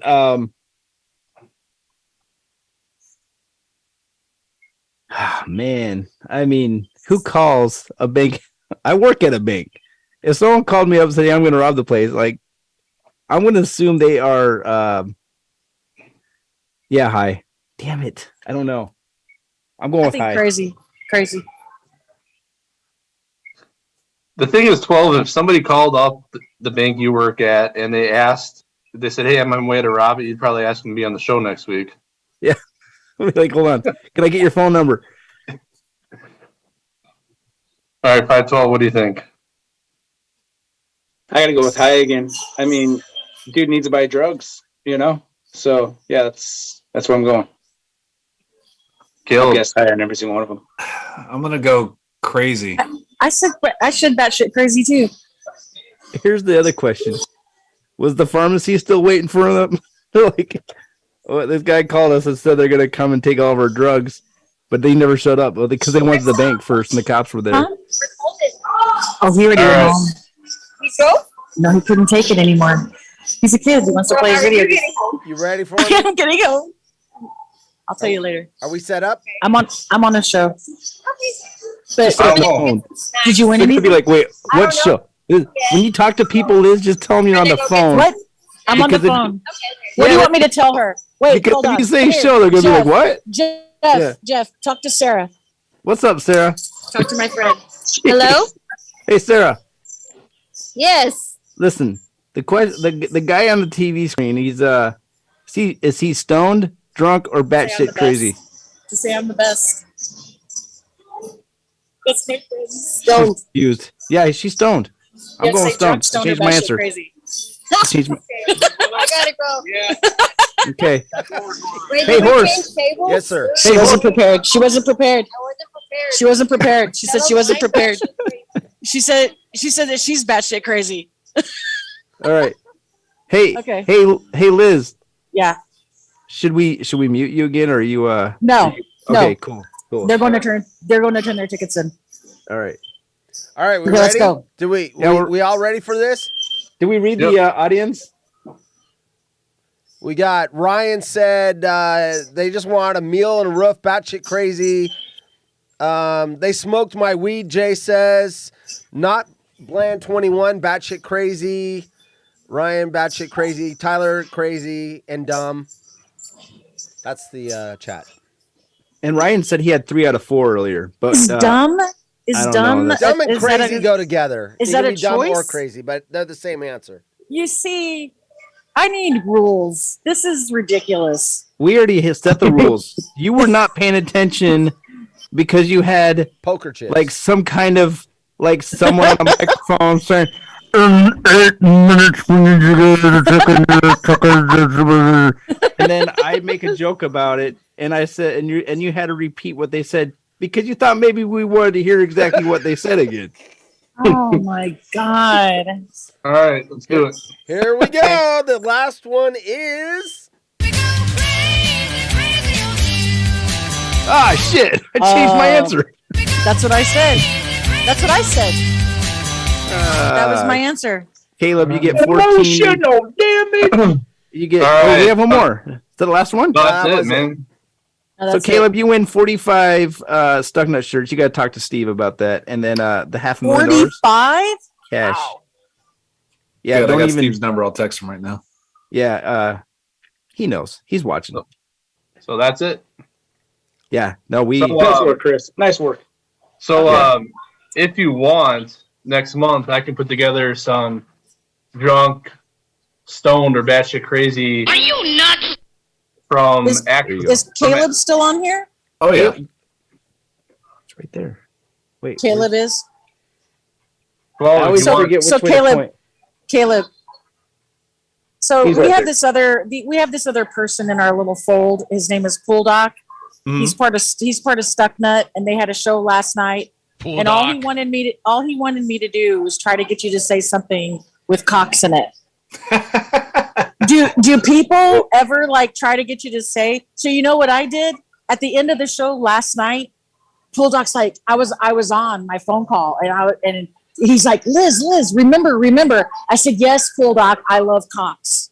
yes. And yeah, I walked right into Wow. that one. Hey, who So recorded in that? high school, yeah, I since want I to was know about the Cox. I Okay. was one of the big time players, so the fans of every time I'd make a play, all the student section would chant, "We love Cox." Nice. Nice. Dude, you need to get a shirt. That's My ex girlfriend at the time in high school had one that had "I love Cox" on the front and had my name and number on the back. I'm gonna get one of those T-shirts. I'm gonna get one of those T-shirts, when and I'm she gonna said- put Caleb. I'm gonna put Caleb in real small print right above it. Nice. When But that Cox, ex-girlfriend really wore that big. shirt and she had your number on the back, was it your phone number or your actual? Unfortunately, it was just my football number. That would have worked out well for I you. got a question for Caleb. It came in mid-interview. It was from Jim in Indiana. He said, ask Caleb if he knew Aaron Carter at ISU. He's my cousin. Did you know an Aaron Carter? Played football, I think. It sounds familiar. Didn't an Aaron Carter just die? I believe this Aaron Carter was black. Oh, okay. So not there you Nick go, Carter's Jimmy. brother. It sounds familiar. I would have to see him. He may have been a year older than me. So you played all 4 years at ISU, right? Yeah, I played from 2009 to 2012. And you were a starter your senior year. Yep. Middle linebacker. Yeah, I played outside linebacker my first 2 years and played middle linebacker my last two. And sacks, Nice. interceptions. What are we talking? Oh man, I'd have to go back and look. I played it next to probably a couple of the best linebackers in ISU's history. Played with a couple guys that got to go play in the NFL. Nice. A guy who's on your Green Bay Packers team, Robert Tonyan Jr. is. Oh, I love Robert Whoa, Tonyan. Somebody recruited him to ISU, and Nice. So was that you? Yeah. No way. You gotta get him on the Woodscopes. Just call him up and say, "Hey." Yeah, Rob was a freshman my senior year. We did a Woodscopes during the smack off, and I tried to get as many guys as I could from the smack off on here. And the first week we did it, Lef was the only one that showed up, and I said, "Lef, who's the most famous person in your cell phone?" And he says, Najee Davenport. So we called Najee Davenport, and Najee actually answered the phone. And Lef is like, "I'll show you the video. I'll send the video to you later on." And he's like, "Hey Najee, this is Lef with the Woodscopes. We just want to interview you." And then Najee hangs up. And then the following week, everyone shows up. Benny's in, Lef is in, Brad is in. I mean, Lef's in again. Yeah. All the guys are in, taking turns calling Najee Davenport on the Woodscopes. I'm like, oh my gosh, this is how this show it ends. It's gonna end. I'm gonna get thrown in jail for harassment. Oh my gosh, I was so ready for it. But the funny part, he kept answering. He did. Yeah. Well, he talked the longest to Benny. I forgot what Benny tried. But Benny went outside to talk to him, and he lost his Wi-Fi connection. And No, that was Brad. Brad lost his Wi-Fi. That's right. But Benny did some kind of joke. He got Najee to answer him, and I forget what it was. So I would say who's the most famous person, but we're not going to do that, Kate. We're not going to make you call. We know it's Cruz or Robert Tonyan, right? I mean, one of those two guys. Oh, and my phone. Who's my Are we talking entertainment, athlete, or business? Who's got the most like famous blue check? Everyone knows. I don't. That could go one of many ways. I will say, let's say, entertainment wise, Killer Mike the Rapper. Wait, hold on. Did you do graphic design for this guy? For Killer Mike? No. You did for some rapper though, right? If I was cyberstalking you way back in the day, you were doing. Yeah, people used to hire me to do like mixtape covers. So I used to do mixtape graphic design covers. So if we go on to Spotify and we like search certain albums, will we see some of your artwork? You might. That's cool. But Killer Mike as an entertainer, so the rapper, athlete, I consider him an athlete. But Bill Goldberg, obviously, any professional wrestling fan knows who Bill Goldberg is. I got to stay at his house. Seawood, I know Seawood is a fan. When he used to live in San Diego, I got to stay at his house for a week, and we went and trained Muay Thai. And then business-wise would be either Elon Musk. Yeah, I wish. Would either be Jocko Willink. Jocko? Shit. Yeah. Or the SEAL guy, right? I mean, yeah, the Navy SEAL, owner of Origin, owner of Jocko Fuel, or Tom Davin, who is the CEO or co-CEO of Black Rifle Coffee Company. Used to be the CEO of the Yum out of Colorado, right? Yes. Yeah. And he used to be the CEO of the Yum Corporation. So who is it? Taco Bell, KFC, Taco Bell. So and Matt, I gotta ask you. You remember that Black Rifle, right? Yeah. Who was it that knew someone that? One of our friends knew someone that owned or ran or was part. I don't know. There's a connection in there, Caleb. I don't know. I don't remember how. Yeah, but you said that, and I was like, "That's I'm not on the show with a bunch of my friends. They have like a, if I remember right, they have like a Jack Daniel's coffee as well. Like They haven't done any numbers yet. I don't remember. Hi, Liz. Hey, Liz. I muted her. She can't hear. Thank you. That's funny. I don't remember the connection. I am very familiar with Black Rifle. I've never had it though. I want to have it. Is it good, Caleb? Is it good? Oh, I think it's good. I think it's amazing. I'll have to check it out.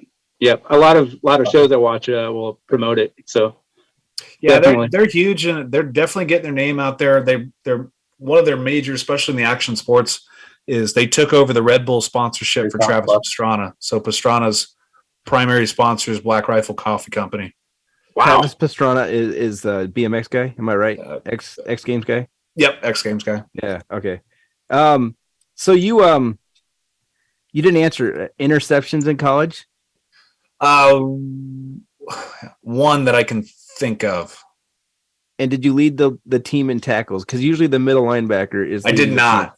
The way we played and the way we were set up, I was not able to lead the team. It was more and the type of players we played against. Oh, we got Black Rifle Coffee. How did you?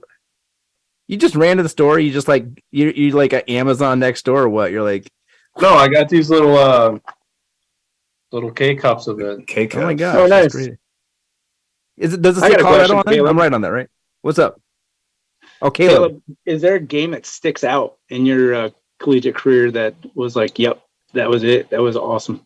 Okay, so Indiana State we're in the FCS. So FBS, you think of the major teams, the Alabamas, So we're the formerly 1AA. So we play the money games. We play the big team in the FCS is North Dakota State.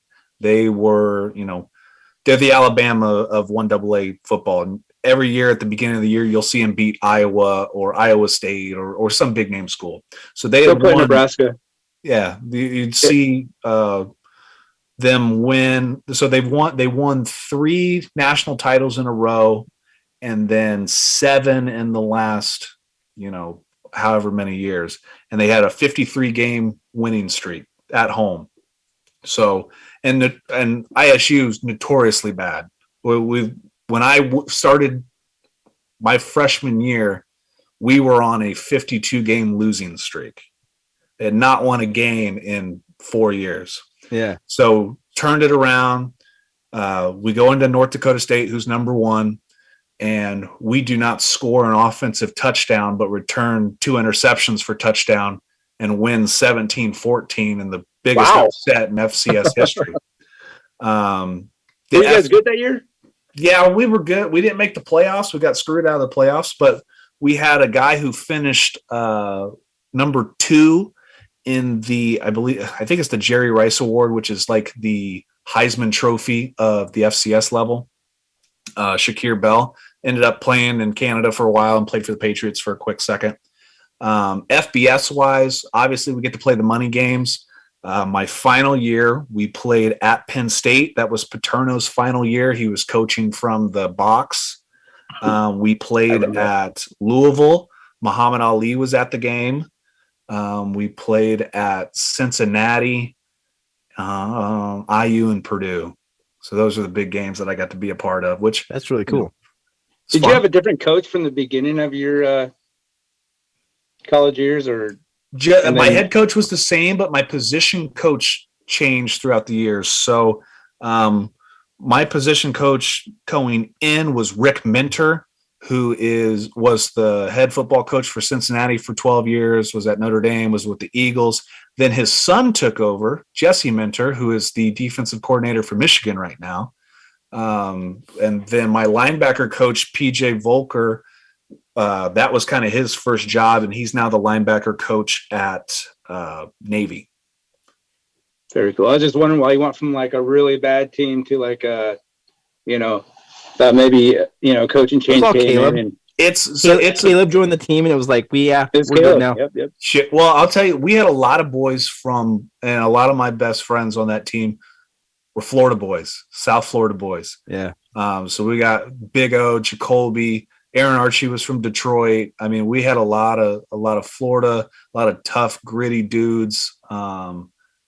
And it was a big culture change, and we didn't want to be known for losing, because as a collegiate football player, you walk around campus, top dog, but when you've lost 52 straight, no one gives a shit who you are. So trying to turn that thing around.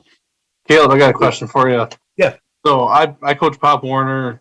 My son did third grade Pop Warner tackle, NFL sanctioned, sponsored. Obviously it's kind of young to be playing tackle, but we got a lot of concerned moms hitting heads. If you ever watch Pop Warner, the play takes forever to develop, but these kids go balls to the walls at the end, and we try to teach them safe tackling, and it doesn't happen. But do you think, would you let your kid play football that young? And secondly, with all the head contact and CTE, you hear about Aaron Hernandez and Junior Seau and all that. Do you think there's any of that CTE concern in racing? Because you talked about the G-force, the negative G-force, and Dale Earnhardt, you mentioned him with his head getting bounced around. Mm-hmm. What are your thoughts on all that sort of stuff? So I'll start with football. So my progression was I played flag for 4 years and then played the 2 levels, the minors and the majors of tackle. So another 4 years before I started moving to the junior high, the high school ranks. I would probably want my kid to follow the same path I did. Now, kind of like you said, and a bunch of the kids that I grew up with are now coaches, and it's almost like football's year round. You're doing tackling, you're doing tournaments. Now I think that's too much. I'm going to obviously want to pull my son. I want him to do jiu-jitsu. I want him to do other things. My best friend growing up played 6 years with the Patriots, and he's kind of doing that same route. He's going to keep them, flag and then move them to tackle down the road. I'm not super worried about CTE. I mean, I played 22 years of football, and, I've been fighting for almost 15 years. So, if CTE happens, I got to I feel much safer playing football than when I was boxing, because if I get knocked down in boxing, if I can stand up in an 8 count, I can keep going. In football, if I'm out and if I'm wobbling, they're going to pull me out.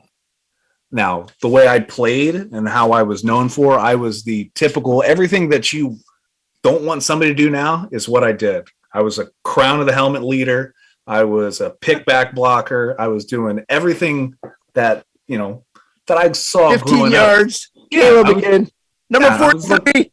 I wanted to be Jack Lambert, Dick Butkus, Brian Dawkins, Sean Taylor. I wanted to be those guys and be knocking fools out left and right, because at 6 foot, 185 pounds, I'm not the most intimidating guy. You're not going to get noticed as easy either. Exactly. So if you're not big, you're not strong, and you're not fast, if you're knocking dudes out, then, you get noticed. Now, for the racing point, it's tough depending on your form of racing. In drag racing, I'm not super worried about CTE, because the violence level of our cars go from 0 to 1,000,000 real quick. Yeah. So when you think of CTE, you think of your brain rattling back and forth. Our car will produce so much tire shake, so violent, that it won't just hurt your brain, it will kill you. So if you go back and look, and you can look on YouTube or read about it, Eric Medlin was a driver for John Forrest back in 2000, I think it was 2008. So they're testing at Gainesville, Florida, and they experience what we call tire shake. So the car is accelerating not fast enough, and the way the tires are designed, the tire is flat spotting and rolling over itself. And think about the tires rotating, 5,000, 15,000 RPMs a second. So it's creating enough, force and shake that Eric's head is going back and forth in the roll cage, even with the helmet on. Yeah. And Vilene shaking so bad that it ended up actually killing him. Wow. Cruz has been through an explosion in Vegas. You can find this on YouTube. The car blows up in Cruz's face, and he goes from the right side wall and hits the left side wall as hard as possible. And he was knocked out so hard that when he woke up, he thought he was a tourist in Vegas and not an actual race car driver, and they lifelined him out of there. Is there they always talk about these Hans devices, obviously the Intimidator hit the wall at Daytona. They, now it's mandatory. And I get a NASCAR driver, they got to see mirrors, and IndyCar drivers and all that other stuff. But you're just, and I don't mean this in a derogatory way, but you're pretty just much going straight in a car like that. How much leeway do they really have to have, going side to side or looking forward? Can't they strap him in, or is it just that violent of a shake? It's that violent of a shake. And also the G-forces of pulling back. So compared to NASCAR, IndyCar, Formula One, whatever. So Cruz is in a 5-layer fire suit. So it's 3 layers thicker than any other racer.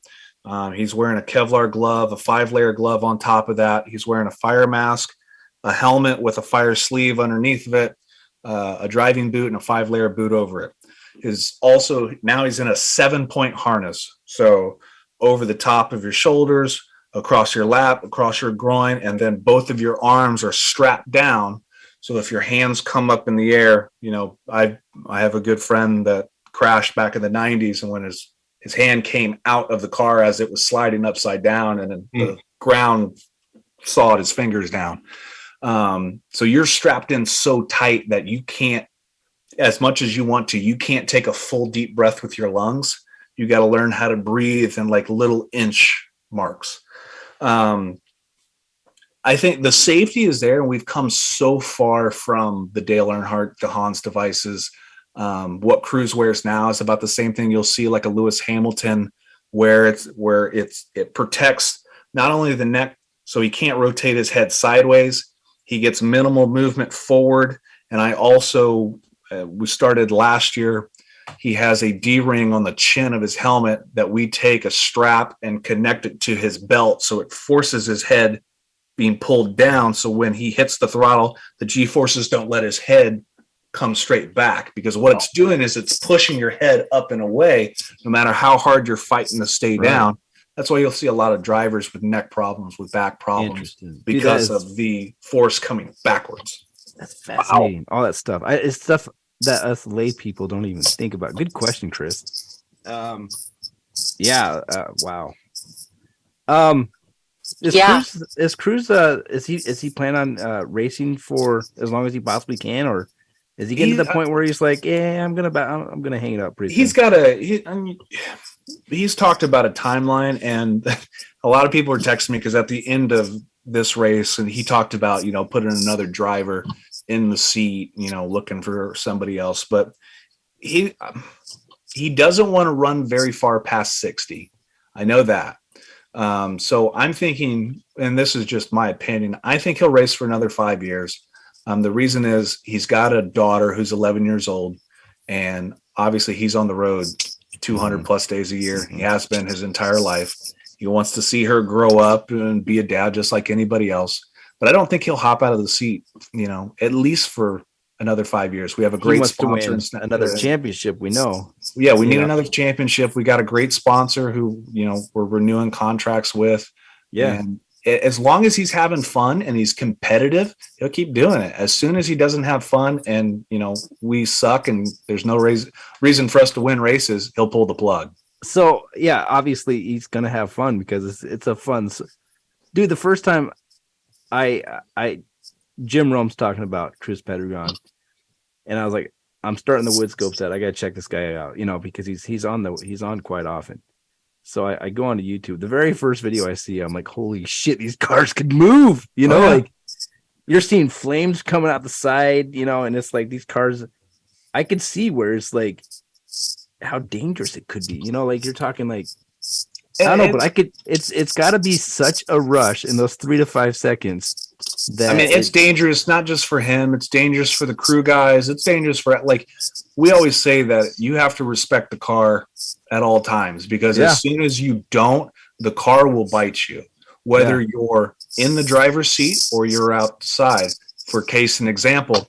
So one of my jobs when I was working on the car was, you'll notice when Cruz backs up, we lift the body back up. That's the last chance for the guys to go back through the car and see it while the motor's running before Cruz stages it, making sure we have oil pressure, fuel pressure, everything's right. There's no leaks. So my job is when I put that body down, there's a little cut where the injector sticks through. Yeah. And there's the throttle blades and the throttle cable. Well, if I tap with the body coming down, and just hit that maybe just a little bit, and those blades open, Cruz's foot doesn't have to be on the throttle. Yeah. It opens the throttle and sends it forward. Yeah. So I've seen, and you can watch on YouTube of Cruz's brother, Tony Petragon, running over one of his crew members. And you got to think, if you have guys standing on the side, the flames coming out of the car are about 2,000 degrees. So I know a couple guys who have some nice 3rd-degree burns from their knees to the back of their neck. It's dangerous all around, not just for the driver. In my racing career, I've seen 3 people killed. What? Oh, God. Caleb, I don't know how familiar you are with weapons, but like a muzzle brake on the end. They say if you stand off to the side of a 50 cal when it shoots, it could blow your ears out. Mm-hmm. When you guys are standing there before staging and you're making sure everything's good to go, what kind of hearing protection do you guys got? Because if you're in the right where the sound comes off of the car like that, how bad could that hurt your ears and the rest of your body? It's got to be a tremendous amount of energy. If you're not wearing an ear protection, it's about 215 decibels. Okay. So we wear standard, some guys, everybody has their own, things. You have the standard, the purple earplugs. A lot of guys have molds. A lot of guys have shooting protection. I used to wear double molds because we also have radios that we connect and call back and forth to. Still, even with the ear protection, you either press or pull. Cruz has ear protection, obviously, inside. But if you think about it, the sound is actually going out and away from him. So it's quieter in the car than it is outside. Oh, wow. But yeah, the first time people don't realize how loud it is, when our car takes off, you can hear the car accelerate 8.5 miles away. Wow. That's crazy. Wow. 8.5 miles. Yeah, I know. I see like videos of people sitting in the crowd, and it's like the second those cars take off, they're like, yeah, that's nuts. Holy cow. So when he does hang it up, what is there a possibility that you could be the guy, or does he already have a guy? And is Snap on, like, are we gonna have the same team? Is it gonna be the same car? Is it gonna be the same, all the above? There's a lot of factors in there. Does the sponsor, if he switches, does the sponsor want to stay with him, or is a new driver? Because in most motorsports, most of the people you see who drive the race cars write a check to drive the race cars. It's more of pay to play than it is, looking for that next great driver, especially in drag racing. It's not as expensive as an Indy car or a NASCAR, but, a lot of these owners are, hey, you write me a $2 million check, I'll let you drive the car for a year. So if there's an opportunity to do that, sure. Do I think I could put some money together and find some right sponsors to do it for a year? I think I could. Now, would Cruz want me in there? We'll see. I know he would prefer, because of how diverse, obviously, him and his family are. I mean, they're second generation. Dad was a great drag racer back in the 60s. Mexican heritage. There's only two that I can think of, drag racers who are Hispanics. Cruz was in 1997, he won the award for the best Hispanic athlete in the year, and that was over like Oscar De La Hoya and a bunch of other, major guys. So I know he wants to put a Hispanic type driver in there. I could speak a little Spanish, but I've been around him enough, so I don't know. We'll see. If not, I love food, man. There's so many other options. Dude, that's cool. Snap-on's been a huge sponsor for him almost his whole career, right? Yeah, this is year 13 as them being a primary sponsor, but they've been involved with him since 1992. You think about it, man, sponsorship is the hardest thing to do in any day and age, because you don't want to race on your own money. That's stupid. That's how you go broke. You want to find somebody else that wants to fund what you want to do. So if you think about it, Cruz, compared to, you can name a driver, Cruz has only had 3 major sponsors in a 30-year career. McDonald's from 1992 to 1998, Advanced Auto Parts from 1999 to 2009, and then Snap-on from 2010 till now. So to have 3 major corporate sponsors, when I think of, some of even the best drivers of all time, they're switching sponsorships every single week because they're trying to find something every week just to keep out there and stay out there. Hey, you mentioned guys that have been around the sport for a while. Obviously, John Force is a big name as well. I think Cruz and John Force and Cruz's brother are the only 3 guys I could really name. Maybe John Force's daughters, but I don't even know their first names, but I just know they race.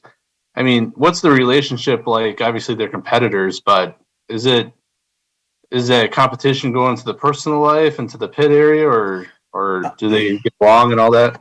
They all are small business owners. So as an owner perspective, you're competitive on and off the track, sponsorship wise, winning races wise.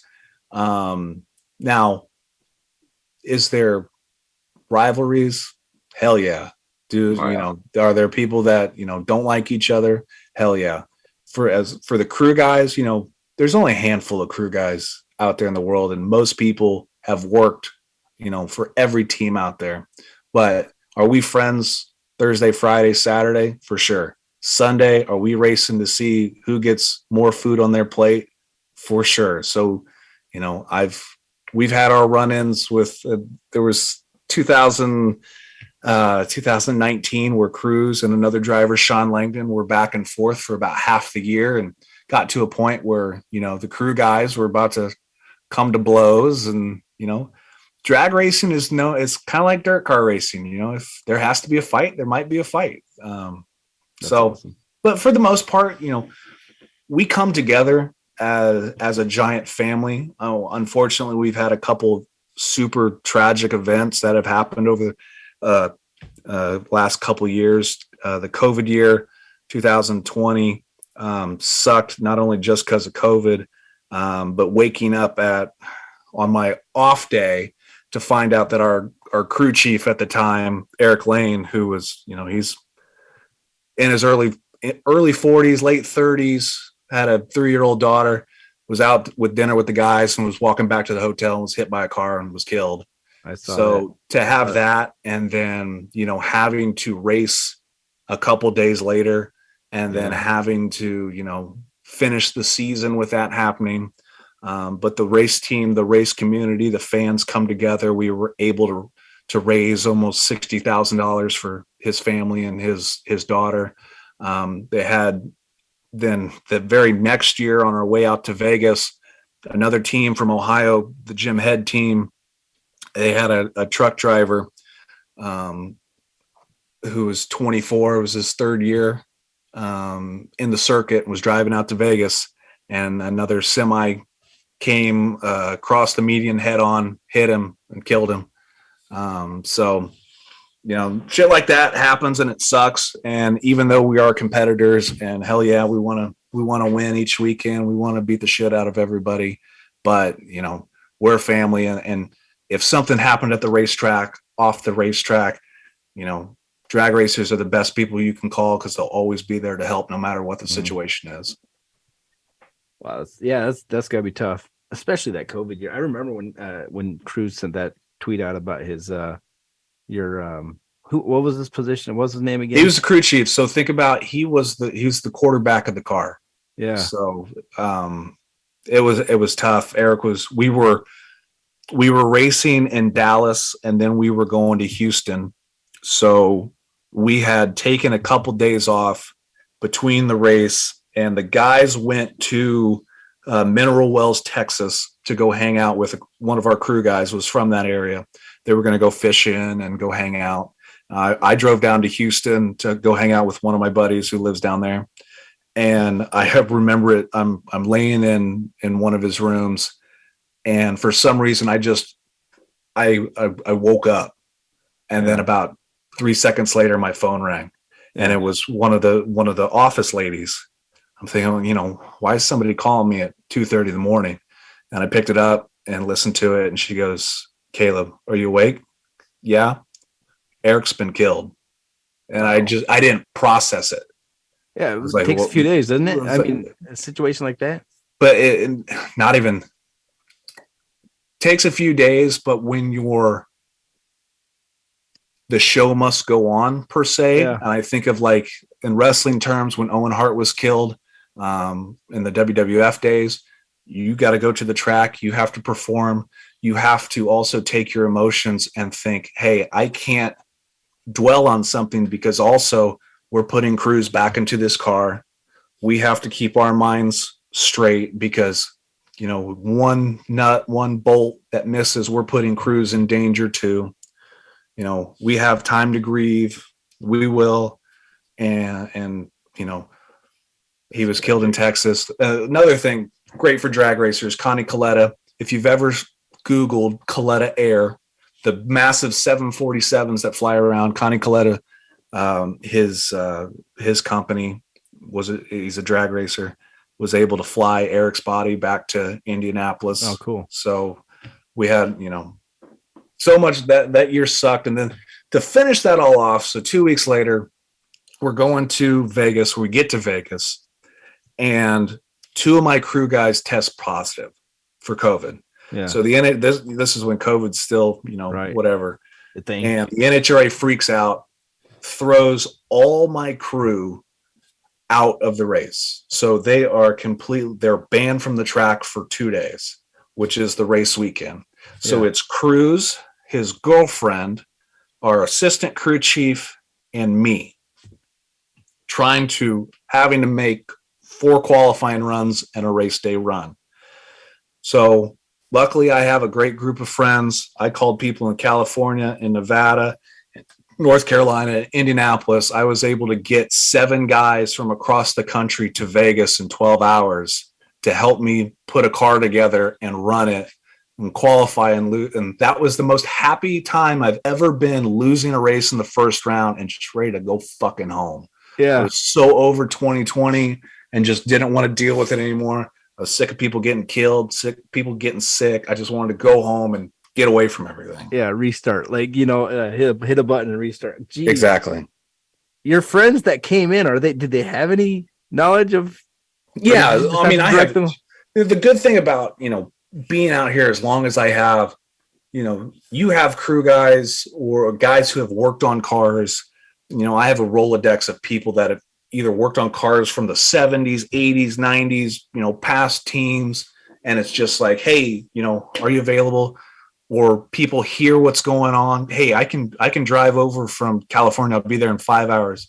My buddy Nick Holm grabbed he was a former crew guy for me, grabbed a guy who I knew off of another car. He said, hey, we're up in Reno. If we leave right now, I'll get there at 5 a.m. Just let me know what hotel room you're in. I go out, pick him up, we pick it, gets in my hotel room. We sleep for 2 hours. We go out to the racetrack and get it all together. And, grinding. Wow. Fun stories of, blowing shit up, being at the track all day and all night, getting 2 hours of sleep, going home, taking a shower, and just going right back to the racetrack to put in another 20-hour day. Well, it's just like what we were talking before, like when you were, you were a peon on the football team and you had to sleep in the car and drive back and forth through those races and stuff. It's it might not feel like it at the moment, but you're actually investing in the future. So Caleb, I love you for coming on, dude. You are the shit. I'm so glad we had you on. No, man, I appreciate you having me on. Yeah, dude, these stories, like, I don't know about this stuff. I don't, I know the simple questions. You hit a gas pedal and you try to get to a finish line before the other guy. That's all I know. And you don't think about all the shit that happens between that 1 second and that 3.9 second. Yeah, we got Seawood that comes in and he starts asking all these serious questions. I'm like fascinated, dude. Like, this is good shit. But yeah, we got to do this again. I tell Cruz I said hi, first of all. I'm going to sneak you that little Woodscope. It's going to be this big, a Woodscope sticker. Oh, I got you. And yeah, dude, let Snap-on know I want one of those Snap-on flat build hats, of course. I got you. And then you got to show me that other hat you were wearing earlier in the waiting room. Ugh. Did Hawk give you this? Actually, Jim gave this to me, and then he signed the top of it, so that was pretty cool. So when you were talking about looking for a sponsor, I think you and I both know a guy who has a shitload of money. Hey, I keep telling him that, horse racing is expensive. Yeah. You want to come do some expensive stuff. Yeah. You want a second car? I'll get you a second car for Cruz. We can wrap it in all Jim Rome, and it'll cost you $3 million for a year. He's got to do it. Did he entertain it?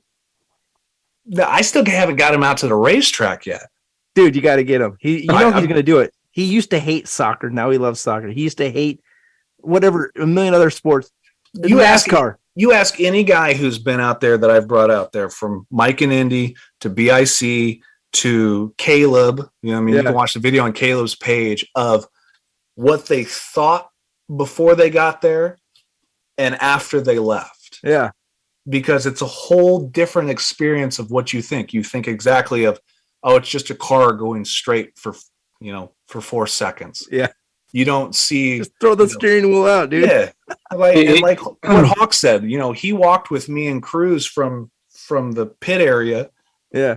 Up to the starting line. And he's like, it feels like, you're walking through the tunnel with a professional player getting ready to go onto the game field. And that's exactly what it's like. Hey, Caleb, what's the closest y'all get to Wisconsin that Oh, I know this one. Where's I asked Cruz this, and I think it's Joliet, right? So there's two spots depending on where in Wisconsin you're at. So we will race in Joliet, Illinois, or we'll race in Brainerd, Minnesota. Me and Seawood are going to go down there. We're going to meet you guys. What about Portland, Oregon? How close do you guys get up here? Do you come to Woodburn? We go to Seattle, Washington. Oh, Seattle, 3 hours. I can do that. So Seattle's the closest we'll get out there, or Sonoma. What we do is called the West Coast Swing.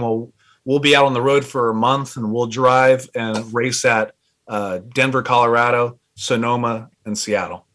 Nice. Yeah, Juliet is not. It's probably a 2 or 3 hour ride, and that's where the Blues Brothers were in prison. So I think we could probably make that work. Oh yeah, that's a beautiful stadium. It's a giant horseshoe stadium. It's big and it's fast. I mean, if we go down there, could you get us up close, like down where the action is, or where? Yeah. So think about unlike most other motorsports, every general mission ticket is a pit pass where you can walk right up to the trailer. You can be within 2 feet from the car. Kids that are 12 and under get into NHRA events for free. So you can sit there, have a conversation with crews or any other driver, the crews, or, get autograph seekers, drivers stand at the back of the ropes. There's the midway spaces, interaction with other sponsors. So it's the most fan friendly motorsport I can think of. NASCAR, you can't just sit there, with a NASCAR driver. You got to either pay or know somebody to get pit access. And if you do, you're between a chain link fence. IndyCar, maybe Formula One, unless you're buying like an $8,000-$9,000 ticket, you're not talking to Lewis Hamilton or Verstappen or any of those guys. So NHRA, we're racing 22 events in 18 states. So we're out there. And it's the most fan-friendly motorsport. I mean, not only do you see the professionals, so us, the funny cars, the top fuel cars, you have pro stock and pro stock motorcycle, but also you have the sportsman guys, the guys who do it on a weekend basis, who there's different classes. So within the weekend itself, there's maybe 17 to 20 classes. We're all racing for the same trophy at the end, which is called the Wally. So if you win at the end of the weekend, this is what you win. But there's different formats and for different size motor combinations or bracket racing. So you could have, you could bring out your mom and pop minivan and try to race for the same trophy we are. When you're in the stands, do you feel that like the thumping? When Cruz goes past you, it will feel like somebody hits you in the chest with a sledgehammer. Whoa! That's the sport I want to go. I want to go sit in the crowd and get hit in the chest. No joke. You can see videos of like people will put their water on the stands as the cars go by, and it will shake and drop the cup of how hard it accelerates and goes past you. With 2 cars on the starting line, when both Cruz and his opponent hit the throttle, it will register as a 2.3 earthquake on the Richter scale. Nice. Wow. We race at 2 events, once in Vegas and once in North Carolina. We race both of those races twice a year, but the specialty races where you think of drag racing, you think of 1 versus 1. Well, those 2 specialty races in the spring, both of those tracks have 4 lanes. What? So you have 4 cars at one time. So double the hearing, double the pain. So it's like a 4.0 earthquake when the cars take off. You can hear the cars even louder, we're out in Vegas, so it goes off the mountains. So it's a very neat experience. If you go down farther, because, drag strips are so long, sometimes if you go down to like the quarter mile, turn around, you'll see the car accelerate and take off, and you'll see the flames before you even hear the car, and then you'll get the sound wave of it. And that's crazy. Now, if you've never been, it's something I can explain to you all day, and I can give you all the stats, all the notes, but you have to experience it. And then what you need to do is tell me what you think after you experience it. Yeah. The before and the after. Exactly. It sounds like we need to go down there and do a live show as well. I agree. My twin just texted me and he says, "Hey, where now he's interested. Where's the closest to Nebraska?" Nebraska would be probably Topeka, Kansas. All right. Did you get that, Matt? He probably did. All right. Dude, I kept you way too long. I've never kept a guest for 2 hours. Dude, I got nothing to do tomorrow until actually I got to get up. You got a little baby boy. Oh, he's asleep right now. He's good. Yeah. Well, he's gonna wake up though. That's the problem. Oh, dude, I love you, man. Thanks for doing this. No, man, I appreciate it. Dude, Caleb Cox, Showtime 43cc. Yes, sir. Okay, on the 43cc. screen right there. All right, dude, you guys follow him. He's on Instagram. What else are you on TikTok? Do you have Not on TikTok. videos? Get a TikTok video out there. Yeah, that's great. Yeah. But yeah, follow this guy. He's gonna be the most famous athlete you guys have ever seen on the Woodscopes. That's my prediction. I have a lot of faith in you, man. You have a lot of a lot of passion, a lot of zeal, a lot of, just if I was hiring someone, I'm calling Caleb Cox to be that employee. So I appreciate it, man. All right, man. Love you. Have a great weekend. Thank you, Caleb. Absolutely, guys. It was a pleasure. All right. Take care and tell Cruz I said hi. I will. All right. All right. So with that said, I think we're going to end the show. It's almost quitting time. Do we We done?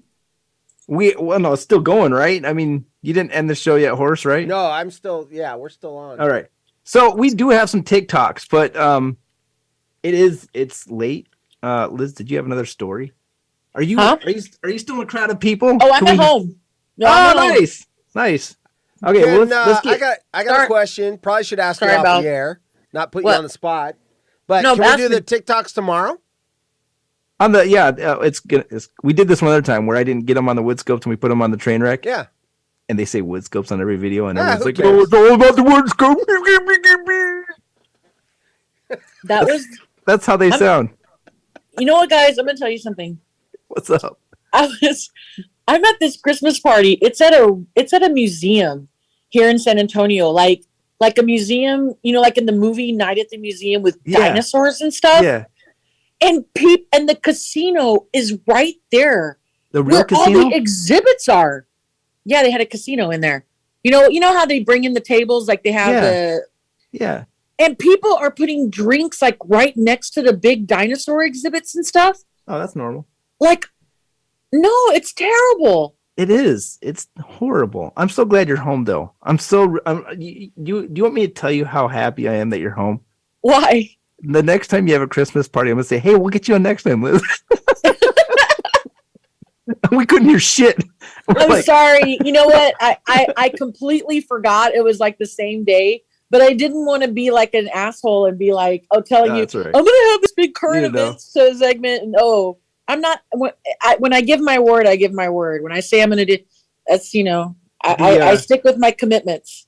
One of the first episodes that Matt and I did for the Woodscopes, it was like, okay, this like there was the first episode, second, third, 3 nights in a row we did episodes, and we thought it would be cool to go to the Oneida Casino and film from there. And we had you guys remember Jacob in NorCal? Right? Oh yeah, Cobb. Yeah. Jacob in NorCal. You guys remember Marty? Oh jeez. Nope, never heard of him. And Never then, heard of him. No. Rest in peace, Randall. So those 3 guys were on the Woodscopes that night, and for the first episode, we were like, for the first person, it was Jacob. Couldn't hear shit. We were just asking him questions, hoping he was answering them. But then we later on learned if we just go out in the lobby, we could still hear it. But yeah, you don't know walking in this place that you're going to be that distracted. And oh my God. I didn't know when you said you're going to a Christmas party. I was like, hey, Liz, maybe next time we just catch you when you get back. It was we cool. can use Liz's content that she didn't use tomorrow night too. So we got a whole show's worth of content for the train. Well, wreck. I mean, it wasn't that big a deal. It was just talking about like Kanye, dude, Charles Barkley. I wanted to just tap into that whole Deshaun Watson or wait Lamar Jackson. Well, the 2 Lamar Jacksons, dude. We're gonna save that for tomorrow night. Because you're not too far off either with Deshaun Watson. So there's he's 2 got Deshaun Watsons. No. With him being a current event. Hey, ladies. He's the Texans, right? So it's his first game back in Houston with the Texans on Sunday, and a bunch of his accusers are going to show up. Nice. Yeah. Let's see the protest and run on the I hope field they throw like batteries at him with makeup on their naked bodies. Yeah, before the football game, they're going to run The following program contains actually- scenes and language of a actually, frank Matt- and explicit nature. Viewer You know, he might discretion get a is back advised. massage on idea. the sidelines, you know? No, your brother had a great idea. Matt had a great idea. I got to give him credit. He said to put, like, get Me Too, the hashtag Me Too. Yeah. And put it on cardboard and attach it, like, to water bottles and throw them on the field. And that's just hashtags Me Too all over the place on the field. That would go viral. Way to go. Go Way to go, viral. Lumber. Way to go with that sense of humor. Hey, well, let's end this shit right now. This is great. It's perfect. It's dude, I love all Caleb three of is you guys. awesome. Who did? Caleb, that's a cool dude. Dude, a guy could go on for hours. I kept him on for 2 hours. I felt like a No, dick. he's super But interesting. you could tell, like, C would open watch up a vault, like, about the A what? safety. You know what made me jealous though? I have football and dirt bikes and I fight mixed martial arts and I work at drag races and I'm thinking, I sell toilet paper. He's got the life I want to have. Yeah. Well, dude, people need toilet paper. I mean, it's exciting. You know who's ass I'm responsible for helping get clean? Like a lot of people, dude. Like the Goonies house is probably got your toilet paper in. Might. The people who make the Trapper beef jerky probably have. I mean, our jobs are boring compared to that guy's life. No, which part? Like, you could take any chapter of his life and like, oh, I wish That's I was what I'm that. saying. He's done more. He's until like now Forrest than- Gump, like. Yeah. I like. Who's the most famous person in your phone? Elon Musk. I got the Prince of England. I got. Let's see. I'm friends with Jim Rome. I'm going to see if he could start another racing team, dude. I've got Tyler and Oshkosh in my phone. That's my most famous person. Sorry, Tyler. Who do I have? I have Najee Davenport. You do now. Let's go. Let's give him a call. What's up, Najee? It's a Woodscopes. Oh, I should have called him from the Christmas party. Yeah. I should call him right now. See if he answers. Yeah. Yeah. Give me ones. I haven't done that once in this episode. Give me ones if you want me to call. Oh, hell, one. Oh, let's Ones. see Wood already. Ones. So there is going to be a train wreck tomorrow night. The C Woodson. Is your son on here? Is he typing in here? C Yeah, Wood? he is. Yeah, he is. Aw. Oh my gosh, I'm saying naughty words in here. I'm gonna clean my mouth out with soap, buddy. He The popped following in there real program quick. contains He scenes and was language waiting. of a frank and explicit nature. Viewer He was discretion waiting. is advised. No need. That's funny. All right, yeah, let's end Kids this. are funny. Let's end this. I said S word earlier. I meant poop. We're gonna end this Great. poo poo right now. And all right, love you guys, and I'll see you tomorrow Love night you. on the anticipated train wreck, and we will see you tomorrow Tomorrow or next night. month with Austin Huff next month. It's gonna be great. All right, we're out.